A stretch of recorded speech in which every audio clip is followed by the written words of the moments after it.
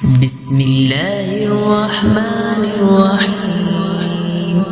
ياسين والقرآن الحكيم إنك لمن المرسلين على صراط مستقيم تنزيل العزيز الرحيم لتنذر قوما ما أنذر آباؤهم فهم غافلون.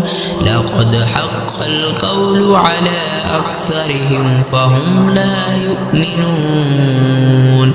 إنا جعلنا في أعناقهم أغلالا فهي إلى الأذقان فهم مقمحون.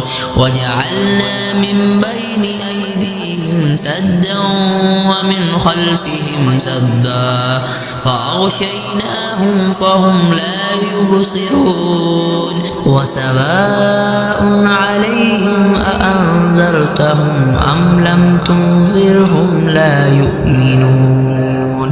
إنما تنذر من اتبع الذكر وخشي الرحمن بالغيب فبشره بمغفرة وأجر كريم.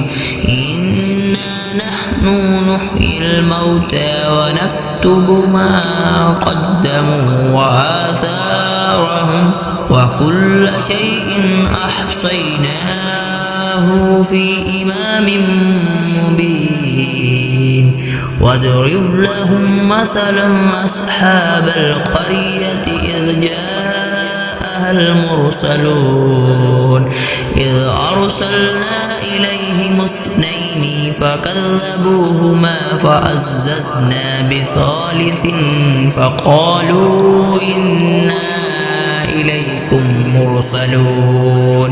قالوا ما أنتم إلا بشر مثلنا وما أنزل الرحمن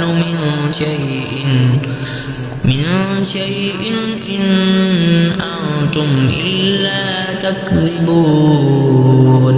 قالوا ربنا يعلم إنا إليكم لمرسلون وما علينا إلا البلاغ المبين. قالوا إنا تطايرنا بكم لئن لم تنتهوا لنرجمنكم ولا يسمنكم منا عذاب أليم. قالوا طائركم معكم أئن ذكرتم بل أنتم قوم مسرفون. وجاء من أقصى المدينة رجل يسعى قال يا قوم اتبعوا المرسلين اتبعوا من لا يسألكم أجرا وهم مهتدون.